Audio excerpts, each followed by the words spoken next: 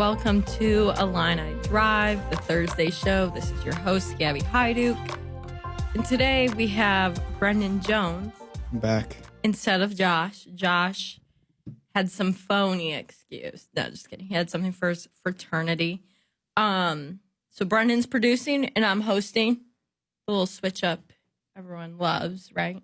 I'm just going to assume everyone loves it. I enjoy it. It's nice to sit back here and produce and do all the switchboard things. It makes me feel really smart when it's Gabby. But yeah, it's fun. And you really forgot like three of the things you were supposed to do? I needed to do to turn on, but they're on now and the show's on. I started the recording late. Okay. Just a few seconds.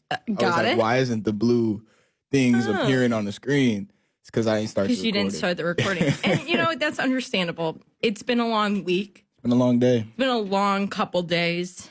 For obvious reasons. Don't need to get into that. You can get that news elsewhere. We're here to talk about Illinois football, NFL, and a little bachelorette to end the show, as you have the two, one certified insider and one intern. Soon to be intel. I'm an intern. You're an intern. Intern. Oh, okay. Intern. Okay. So when I'm not here, you are the backup of the certified bachelorette insider. Yeah, me and Nathan together. Yeah. I feel like you guys probably have a pretty strong knowledge. Josh won't be watching it with us today because he has his thingy, whatever he's doing.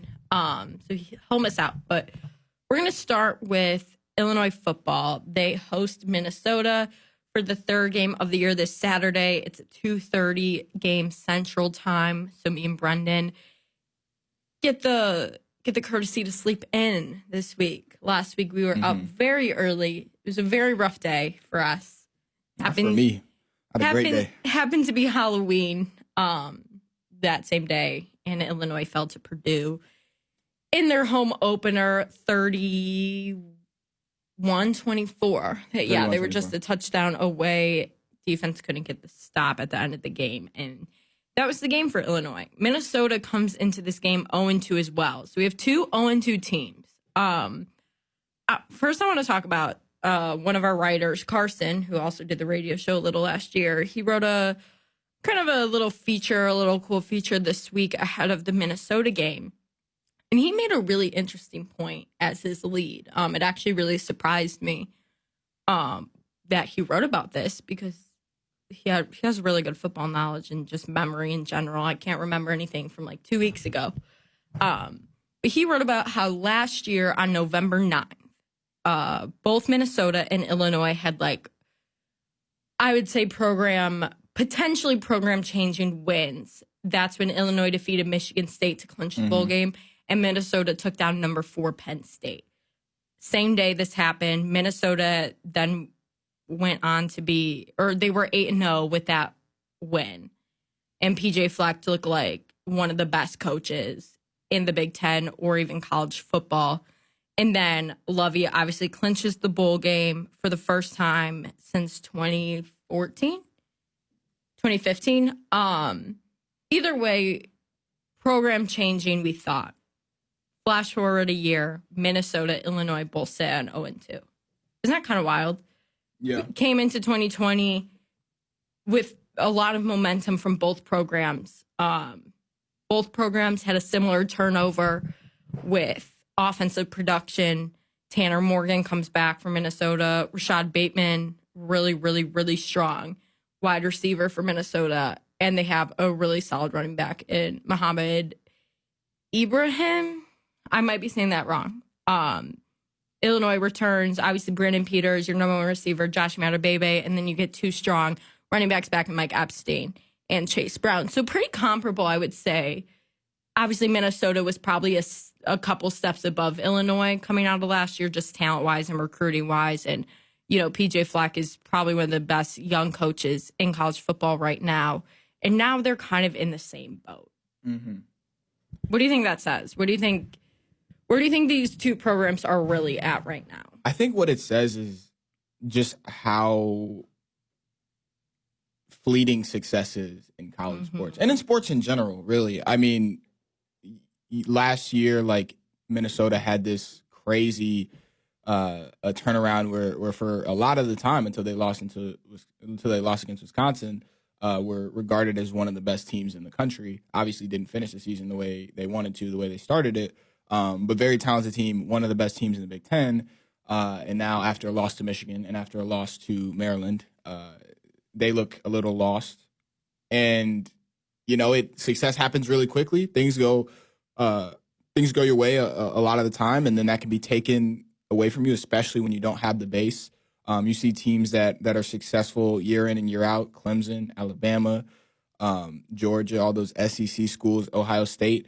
It's because they have great coaching and they have great talent to supplement the coaching. They have a great recruit class year after year after year, and it's because they, however long ago, were able to find a few years in a row where they were really good to attract recruits, so that it just kept coming and kept coming and kept coming.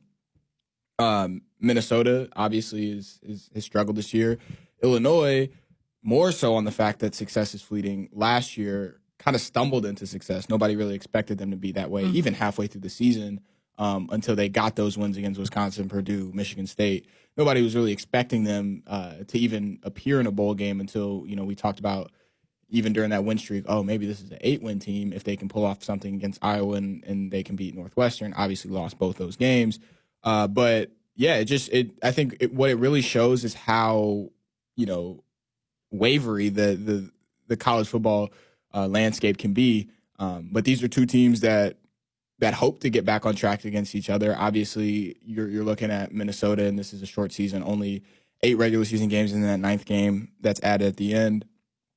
You're looking for Minnesota, who probably had aspirations to be, competing for a Big Ten championship this year. If they have any hope of that, they're probably going to have to win out. And Illinois, who you would hope for them to at least go 500, they're going to have to start winning games. So I think it's going to be a very competitive game. A lot is at stake for both these teams Saturday afternoon, and we'll see who responds. Yeah, obviously we know Illinois fell pretty terribly to Wisconsin to start the season. And then a closer game against Purdue last weekend. Obviously you have Brandon Peters out, your huge loss. Also Isaiah Williams, who you thought was probably going to be the number 2 guy. Mm-hmm. He's out due to contact tracing. Peters has COVID. He's out for this game and the next game at least. And then you have a handful of guys out due to contact tracing. Isaiah Williams, Doug Kramer, James McCourt, among others. So you go into that game like an hour before the game, really not expecting much. Right. You have Matt Robinson out there, one drive in, and he goes down. Cron Taylor's out there for getting minutes he's never seen before at the college level, as a sophomore 4th stringer. So we kind of know what's going on with Illinois right now. Defensive line is playing well. I wouldn't call it great by any means. The pass rush isn't that good, but they've been holding the run game. They got 4 sacks against Purdue. I mean, yeah, it's not elite. When they're not sacking, there's no pressure. It's super inconsistent pressure. Definitely not elite, but they're the bright spot. But they're holding their own. Secondary is falling apart every play. Mm-hmm. It's bad right now. Obviously, the passing game has been shaky. Obviously, you have Cron Taylor throwing 2 interceptions last week. The run game has improved after game 1, but you still need more. Offensive line played well against Purdue. I think they gave Cron Taylor a lot of time, which was beneficial. But then let's look at Minnesota. Minnesota lost in week 1 to number 23 ranked Michigan, 49-24. And then losing to Maryland in overtime because of an extra point, 45-44. So they've given up a combined 94 points. Am I doing that math right? 94. I believe in you. Yeah, I think so. That sounds right. Combined 94 points. Going into the season, I think Minnesota kind of knew their defense wasn't going to be what it was last year. They lost 7 starters, 4 of whom are currently on NFL rosters. So that's understandable. It's understandable. You obviously had guys succeed at the next level, and that's great. And there wasn't enough turnover for it to be what it is. But the 45 points to Maryland. I can maybe see the 49 points to Michigan. Michigan's a really good football team. They're typically pretty solid, pretty good this year. 49 points is still a lot, though, no matter, even if that team is good. Then giving up 45 points to Maryland, who I don't even know if they won a game last year in the Big Ten. They might have won one. They were at the bottom of the Big Ten. Yeah, let me check. They were 100% at the bottom of the Big Ten. I know that for sure. And now Minnesota, Illinois, and Iowa sit at the bottom of the Big Ten with Penn State. Like, what a turn of events. It has been, and Penn State, Iowa, Illinois, Minnesota at the very bottom of the Big Ten. All those teams at the top were in the middle last year. That's just wild. So Maryland's only win came against Rutgers. Oh, understand. Only Big Ten win. They did make headlines early in the season, their first game when they played Howard, and they 79-0. They bullied Howard. Ooh, yeah. We didn't like that one. But Maryland's not your typical good football school. Right. And that's okay. But Minnesota giving up 45 points to them is not okay. And it's frustrating to me because I think if Illinois is Brendyn Peters Saturday, with what Minnesota has been doing defensively, I'd give the nod to Illinois. Really? 100%. Yeah. Okay. I just don't see anything. I think Wisconsin may have been an anomaly, but still, like, I didn't see one good thing offensively in that game. That's true. So I'm not willing to say if Brendyn Peters saw this, this offense or saw that defense that he would just like slice them up. Yeah, I don't really slice them up, but I still wouldn't give him a nod. I don't know. Also because Tanner Morgan is just gonna eat this defense alive. I feel like I don't know. I don't know. Tanner Morgan hasn't been great. I know, but this Illinois defense has been the Illinois defense bad. And Tanner Morgan is a pretty accurate quarterback. And you look what the secondary's given up. I mean, they've let Graham Mertz and Aiden O'Connell complete 88% of their passes for a combined 619 yards and 7 touchdowns. Over under. And it's averaged over 11 yards per throw. That's bad. It's really bad. That's really bad. Do you think Tanner Morgan gets over or under 5 incompletions? I think he throws like 3 incompletions. 3 or 4. He's solid. It depends the type accurate. of game it is. If it's coming down to the wire, then I think he'll throw more incompletions late. Or at least you'd hope so. You'd hope Illinois would be able to force him to throw incompletions late. But if it's like a 2-touchdown game and it doesn't get any closer than that, I think he probably throws like 3 incompletions at most. It's kind of scary. No, it is. But the thing we have to remember about Minnesota is their strength right now is their run attack. Mohammed Ibrahim, maybe. I'm so sorry. I'm probably saying that wrong. He leads the nation in rushing yards. He averages 173.5 a game, which is 23 more than the second guy, which is Iowa State's Breece Hall. And he had 207 yards and 4 touchdowns in the game against Maryland. So they're relying on the run right now. They're not relying on Tanner Morgan. Right.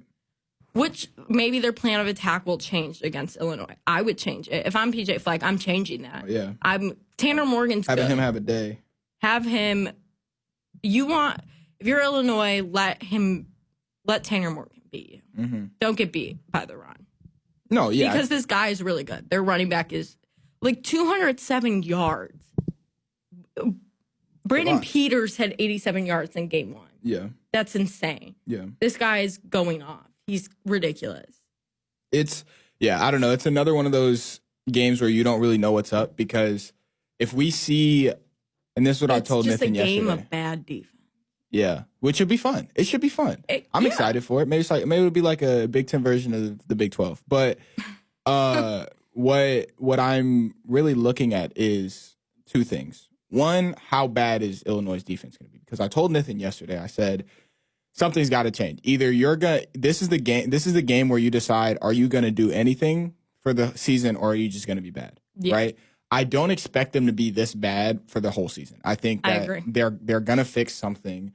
Stuff has to change. They understand that. They understand that more than us, right? Mm-hmm. Stuff has to change. They have talent. It's not like they're scrubs back there. They're talented players. We saw it last year.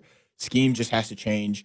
identity has to change. That's what we're going to see, I would hope. And I think this is the game where you're going to be like, okay, are we going to make a stand? Are we going to do something about what we have done so far?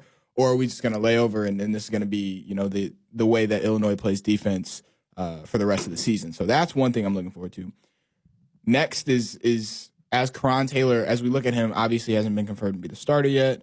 Lovey said that every healthy quarterback is getting reps. We don't really know what that means. We don't know if that includes Matt Robinson or not. Healthy or not. I'm going under the assumption that Karan Taylor is starting. Is going to start. If he is able to limit some of the mess ups that he had, whether that be not fumbling the ball, whether it be throwing the ball away, if he's in that situation, whether it be not putting more accuracy on the balls, especially in close range situations. He was pretty accurate throwing the ball down the field. In close range situations, it was a little worse. Mm-hmm. Limit those bad passes that lead to interceptions. I feel like Karan Taylor has the ability to, through his run game and through his pretty excellent, passing, if you take out those interceptions, which I know is a big thing, but I think he has the ability to put up a lot of points.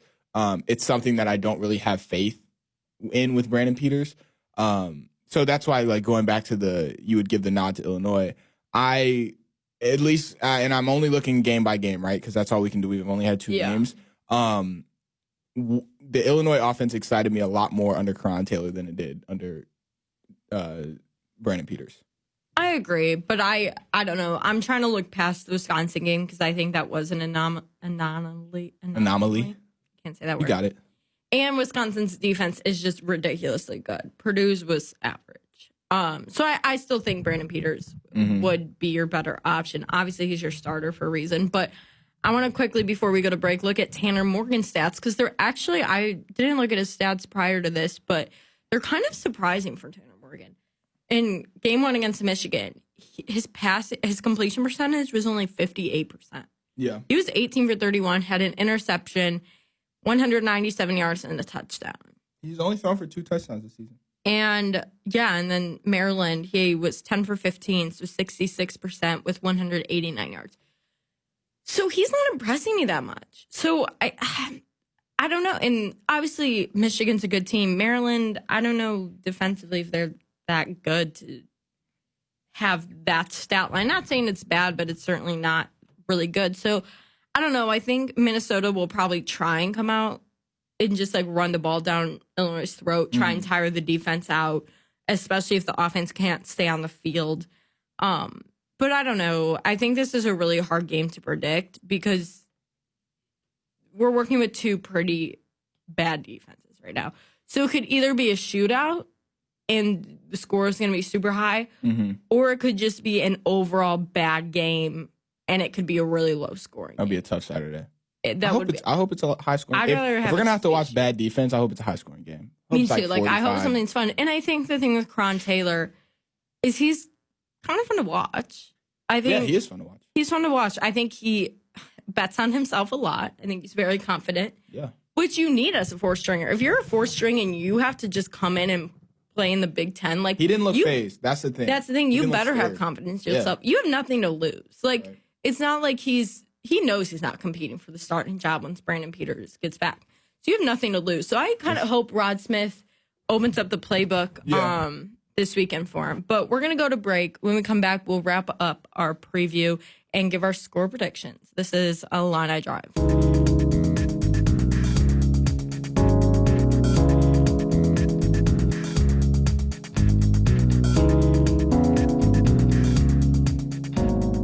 Welcome back to Illini Drive. We're going to wrap up our Illinois football talk. We kind of mentioned this before the break. It's really hard to predict this game. I think it's hard because I talked about this a lot before the season, right?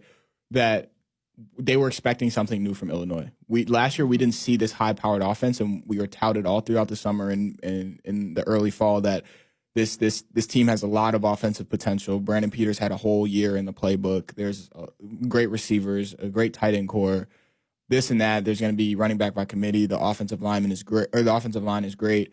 So we were expecting the offense to be great. We were expecting the defense to be somewhat of what they were last year. Obviously, losing two of your key players didn't help, but we didn't expect them to be this bad. But my whole thing was you have to find your identity. And I think it's hard to judge these games right now because we still don't have an Illinois identity. Correct. We don't know what's going to happen, right? We've seen two completely different games on offense, right? With Wisconsin and Purdue. We saw two similar games. I still think pretty different. I think defense as a whole performed better against Purdue. Obviously, Purdue's not the team that Wisconsin looked to be before they essentially canceled the last two games. But the secondary looks very similar. As you get diced up. So we don't really know the identity of this Illinois football team. It's week 3. I understand it's hard. It's hard. You didn't get those 3 fluff games in the beginning of your schedule to kind of figure out what this team was. I understand it's hard, but every team has to deal with it right now. Mm-hmm. They have to find their identity soon. One, because I think it makes their job easier to understand where they're going to get their production from. Makes our job easier because we understand what we're going to see from this team. But I still think we just don't know what we're going to see on a week-to-week basis. Hopefully this week clears it up a little bit. Hopefully on offense it's a little more of what we saw in Purdue. On defense it's something completely different. Yeah, I mean, I honestly couldn't even tell you what. I'm assuming Rod Smith is just going to try and run the ball as much as Karan Taylor has confidence in. Think so? Yeah, I don't know. I feel like if I were Rod Smith, I'd throw. Well, obviously you need the balanced attack, but I'm not sure, rightfully so, I'm not sure if they trust Karan enough. I think he's the 4th string. Like, we have to remember this. Like, he's a 4th string for a reason. No shame to him. I think he played a really solid game last week.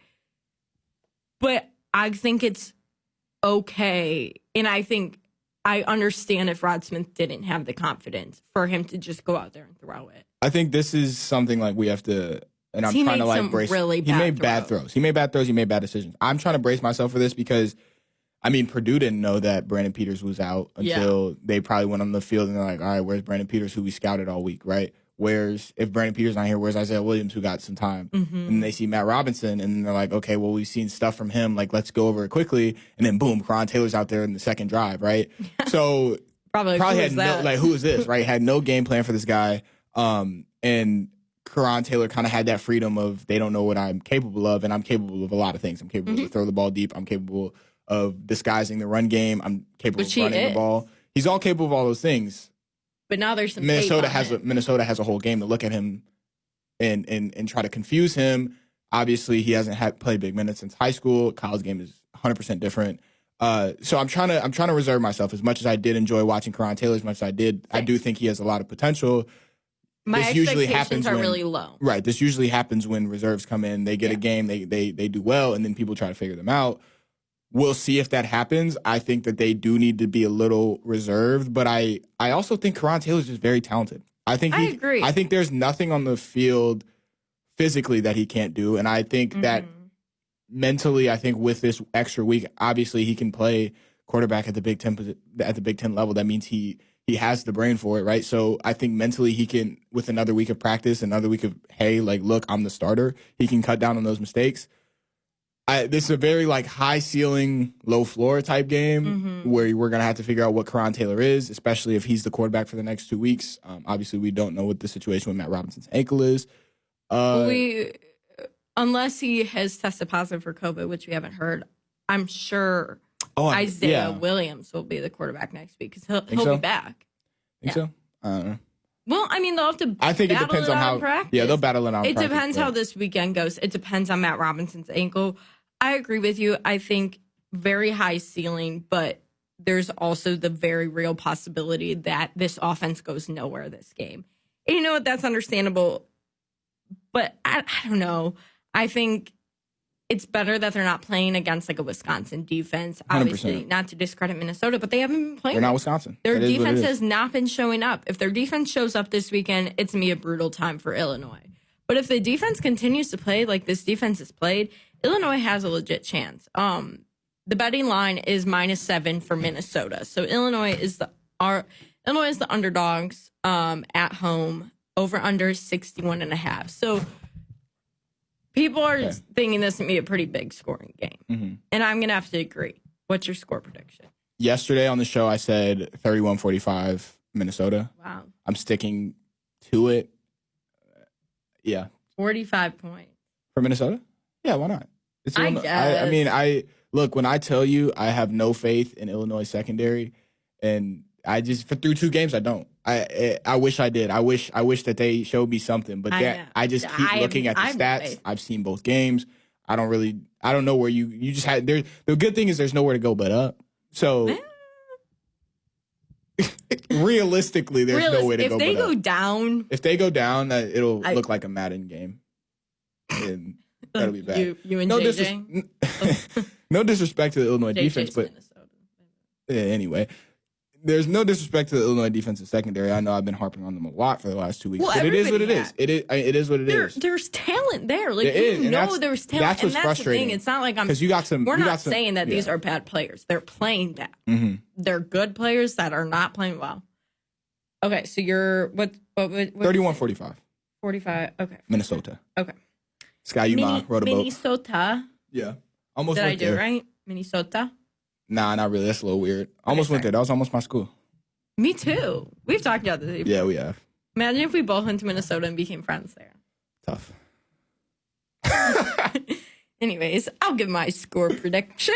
We'll move on from that. I'm going to go 41-27 Minnesota. Really? Yeah. And that's generous. You think that's generous? I'm giving Illinois a generous amount of points there. Okay, yeah, they haven't shown me anything. I could easily go 41-21. I could easily But I'm going to go 41-27. I'm going to give them the benefit of the doubt. I think Caleb Griffin's going to kick some really nice field goals this week. They'll let him loose. It's supposed to be a nice day, right? Let him kick it. What do you have to lose? You're 0-2. Kick the ball. That's fair. I feel like that'd be my whole mentality about this game. I'd be like, you know what? Let's just look. If we lose this game, we're 0-3. We're the bottom of the Big Ten. Open. Let's just go out and ball. Because look, they go out and beat Minnesota. It's a different story now. It's you lost to Wisconsin. Whole different season. It's because then people are gonna look back and be like, okay, you lost to a really good Wisconsin team, fresh off this COVID stuff. Nobody knew everything, right? Lost to a really good Wisconsin team. We're competitive against Purdue with a fourth-string quarterback. Depleted who offense. Purdue beat Iowa. Yes. Right. And then if you go out and beat Minnesota, it's a different story. People are writing it a little different. And that's what I'm saying. Like college football is very fleeting where stuff changes really quick. If you go out and beat Minnesota, then what's the game you after got some Minnesota? momentum. Rutgers. You go Who is playing well. Who's playing well. But you go beat Rutgers, that's 2-2. You're 2-2 now. And then you're looking at teams like Iowa, who looks beatable. Mm-hmm. You're looking at Maryland, or not Maryland. They don't play Maryland. I got to get that out of my head. Why do I keep thinking that? You're looking at Northwestern, Nebraska, all these teams that Ohio State aren't easy. Don't say that. Not on the radio. All these teams that are not that are better than Illinois. I will say are better than Illinois, but winnable games, right? Stop getting my hopes up. I'm not trying to get your hopes up. I'm just saying, like the mentality has to be like, why not us? Why can't the whole Io stuff? Lovey, why not me? Right? If you're listening, he's not listening, but he could be. Actually, he could be. Rod. Maybe he's driving home from practice with 107.1 on. Rod, if you're listening, Lovey, if you're listening, open the playbook up this week. I want to see like crazy trick plays. I don't want to see no trick plays. Oh, I do. I don't think this team can. I want Donnie Navarro to throw to Cron Taylor, and that I want that. Yo, that'd be cool. I want Donnie Navarro to throw a touchdown. I don't know if he could throw. I mean, I'm sure he can throw. These guys are crazy athletes. Yeah, one of the receivers has to have played quarterback at some point, and is like a good, at least at solid the middle school level or JV level, right? Or it's just like solid. They have a solid. They can throw the ball. I want that. I want the Philly special. That's not even a hard play, right? No, it's not. That's easy. Except it's like very Nick noticeable. Foles did it. He caught it. He didn't throw it. Trey Burton caught it or threw it, but then we signed Trey Burton. That made me mad. Anyway, I'm not going to go down the Philly special because we have two of those. We have the person last year. We had the person who threw it on the team. Now we have the person that catches it on the team. Both are disappointing. Well, I'm sorry. Cron Taylor, Donnie Navarro, Philly special Saturday. If y'all are listening, I don't care what Rod says. Call that play. Call off whatever play he calls. You calling a mutiny in the huddle? Don't do that. Call the Philly special in the huddle. Don't do that. Why not? WPGU does not endorse mutiny. Gabby Hajduk endorses it. Hey, that's you. I do. Cron Taylor, if you're out there, throw to the Philly special. Casey Washington can throw it. I don't care who I'm sure throws they're all it. great athletes. Yeah. I don't care. Put Luke Ford. He's not getting tackled. That's a big dude. He's a big dude. I know he could throw that. Probably. I know Luke Ford I'm can sure throw. all of them can throw accurately up to 30, 40 yards. Why wouldn't you do that? I don't think you need. Like, what are you losing from not, or what are you losing from using the Philly special? Tell me. Well, if they're down big, then they'll probably just run it because they don't want anybody to get Yeah, hurt. they're But just like, gonna run. if it's like well, that's boring. Yeah, sorry. Sorry, we don't want our guys to go out I don't there and get want hurt. injuries, but I also want to. I just want to see. Okay, joking aside, Philly special aside, which I still think should happen. I just want to see them try new things with this game because why not? You're already 0-2, and you're expected. Obviously, they don't expect themselves to lose this game. I know that, but you're not really anticipated to win this game. You have to know that in the back of your head. Why not try some things on this Minnesota defense? It's not like this is Wisconsin, who you could do whatever to Wisconsin. They're going to tackle you. This defense is not playing well. Use that to your advantage. Try some new things. Like, I don't know. I think if you have Karan Taylor out there, I think you have the advantage of a run quarterback, which obviously always opens up holes. Not trying to make this comparison, but we see what Lamar can do on offense as a running quarterback. He just opens up holes in the defense. And, you know, if Matt Robinson is healthy, I'm sure he'll start. But I'm not, this is going to come across as wrong, but I hope Karan Taylor gets to start. Obviously, I want Matt Robinson to be healthy. I hope he's okay. I hope. No, I know what you're saying. But I want to see Karan Taylor start. I think Matt Robinson is a more accurate thrower than Karan Taylor and is probably a better thrower. But I just think I don't think he brings the same like dynamic offense that Karan Taylor can. The offense looked real dynamic. And this is the game to have. I'm with you. I think that it's not a winner go home type situation. It's not any of that. But it's like, look, you're 0-2. You're facing being 0-3 for the first time in how, like, I don't know, probably a century, right? Like, you think about all the times that they've played, you know, these non-conference schedules in the first 3 games. Like, I don't know when the last time Illinois has been 0-3, right? It's probably a while. Not when I was living. But, yeah, like, you have to go out there and you can't just be reserved. Like, you can't sit back and be like, okay, like, we're scared to do this. We're scared to do that. Because you got offensive talent. You have what it takes to go down there and score. You have what it and look, if you leave it all on the field and you do everything you can do and you don't win, at least you can feel good about that instead of just being like, all right, let's like chip away and run it up and try to set us up for good position. Nah, go out there and try to win a game because that's what these guys want, right? And not only that is if you guys make some of those crazy plays like we saw against Wisconsin, the interceptions, the fumbles, the crazy run by Dre Brown, it energizes these guys. Right? Yeah, they get like. People still watch those highlights from Wisconsin and get hyped up, They're right? cool. People still watch the Michigan State comeback stuff. It hypes them up. If you go out there and win and have great plays and all that, if you go out there and lose and it looks like you left stuff on the field and you were, you know, reserved, like people are gonna, you know, feel some type of way about it. And I think there's nothing to really lose. Like this Illinois team has already lost some expectation. You go out there and you do what you can to win, and you got to put your players in the best position to win. So I think that's what it's all about. All right. Well, we'll see what happens Saturday. We'll obviously be there. Follow us on Twitter for live updates if you want to. Yeah, I'm pretty funny. He's not. We're going to go to break. When we come back, we are going to wrap up with the NFL and spend a couple minutes previewing The Bachelorette tonight. I hope Marvin's Room comes on.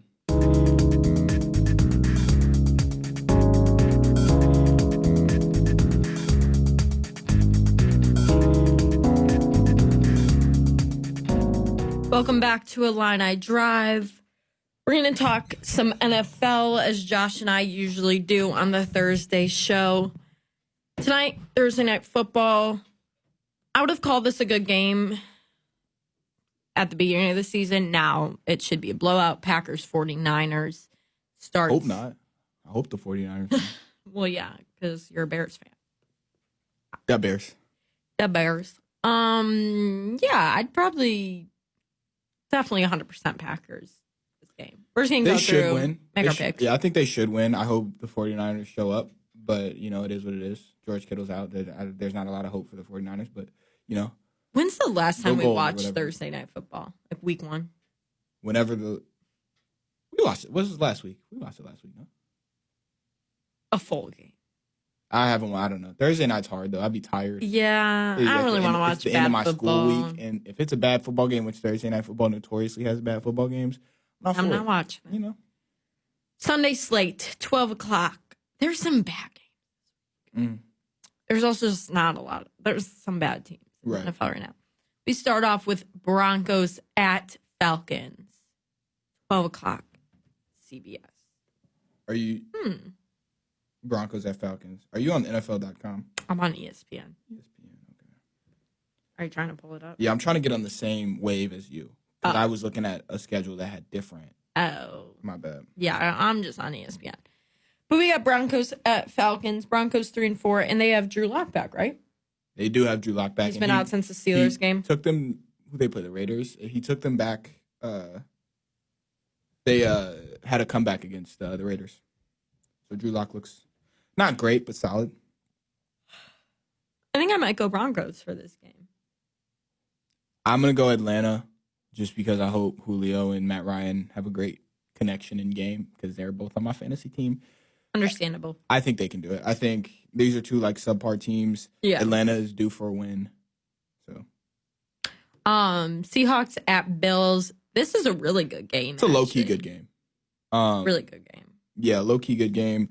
I am still giving it to Seattle. I believe I would have to agree. DK Metcalf has been really good these last 3 or 4 weeks. Been insane. Can't believe he slipped that far in the draft. I don't know. It is what it is. He's great. So I think him and Russell Wilson and Tyler Lockett, of course, and the defense is kind of coming together too. Like I know they have in the beginning of the year they had a bad defense. Their blitzes are working a lot better. Bobby Wagner's playing great. So we'll see. But I think the Seattle Seahawks win that one.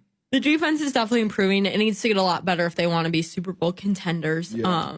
But yeah, then we go your Bears against the Tennessee Titans, who have now lost 2 in a row to the AFC North. Let's go, Steelers. And then the Bengals. That was like the least. Shout out, Joe. It was the least what? Hyped. I didn't feel hyped when you said the AFC North. I don't care. That's how I said it. Yeah. They lost to the Bengals last week. Shout out to Joe Burrow. I love Joe Burrow. Yeah, I'd definitely rather have him than some other quarterbacks. Interesting. Anyways, Bears at Titans. What are you feeling? This is a quarterback that I'd rather have Joe Burrow. Nick Foles. I thought he was the answer. Wasn't. I didn't think he was the answer in the offseason when they signed him, but I thought when Mr. Trubisky was benched, I was like, all right, Nick Foles, get it to me. No, there's no answer for our quarterback situation. It seems like we have 2 broken wheels. And yeah, I don't know where you go from this. So I think they lose against the Titans. Their run defense has been solid, but they do give up big plays. And if anybody's going to get big plays on the run, it's Derrick Henry. So, I mean, I could sit here and tell you why I think the Titans are going to win all day. But hopefully the Bears win. So Titans, but in my heart, it's the Bears. The Bears are going to win 73-0. So okay, I'm also going to go Titans for obvious reasons. Hater. You also picked the Titans. So, no. Ravens at Colts. As much as I respect the Colts, I think Ravens are going to bounce back.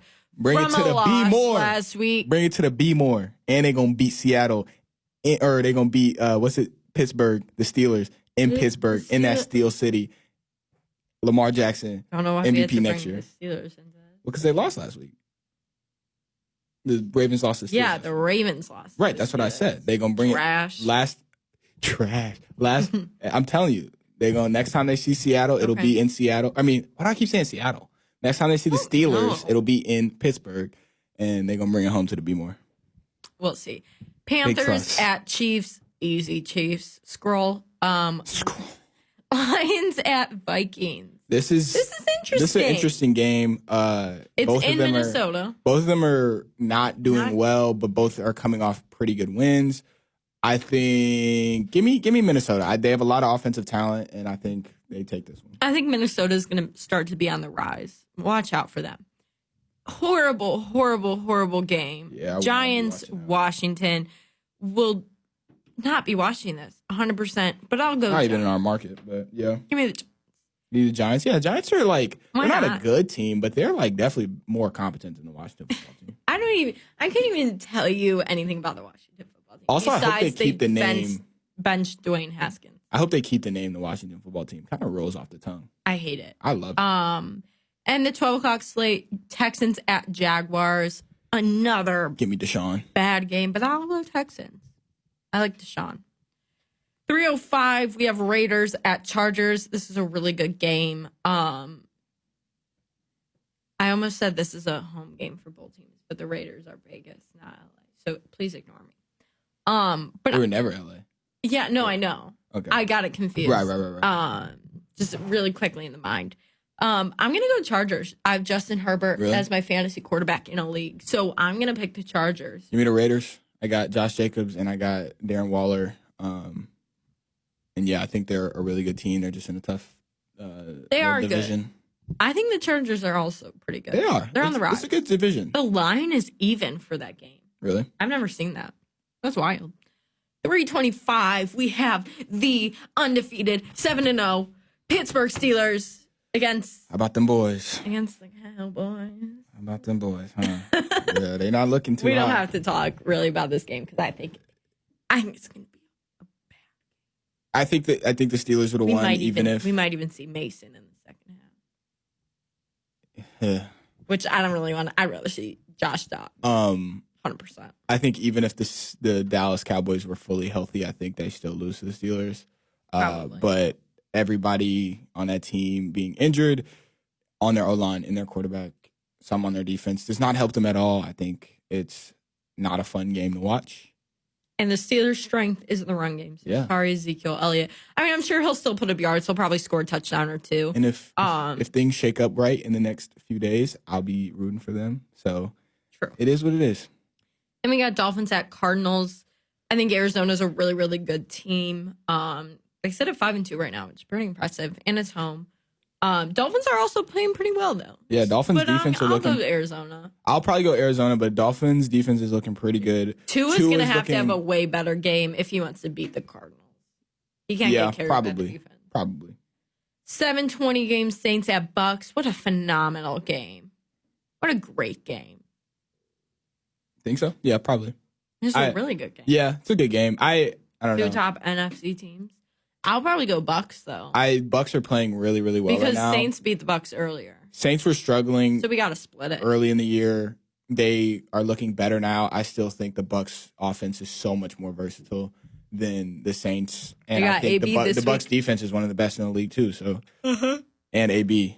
Need him to go off. He's on one of my fantasy teams. You picked him up? I picked him up in Traitor. how am I a traitor? Traitor. How am I a traitor? Brendyn is a traitor. How so? Monday night. Prove it. Look at this wonderful game. Sorry, that was my laptop. Patriots at the Jets. Monday Night Football. Will not be watching this game. I think Cam still starts. Would it be bad to say I'm going to pick the Jets? Yeah, I think if Cam plays, he still gives them the best hope to win. They just traded for a receiver. I don't know who. I forget. I mean, the Patriots are bad, but they're not the Jets. I'm telling you, Belichick is tanking for Trevor, and you can't convince me otherwise. Well, if we'll see on Monday. If he's tanking for Trevor, he'll lose against the Jets. He'll find a way to lose against the Jets. I agree. I'm going Jets. I'm going Maybe Sam Patriots. Darnold. Bro. Is he playing? Yeah, I think so.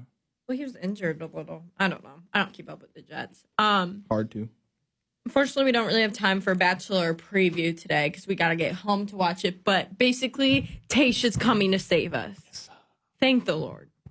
This has been a Line I Drop.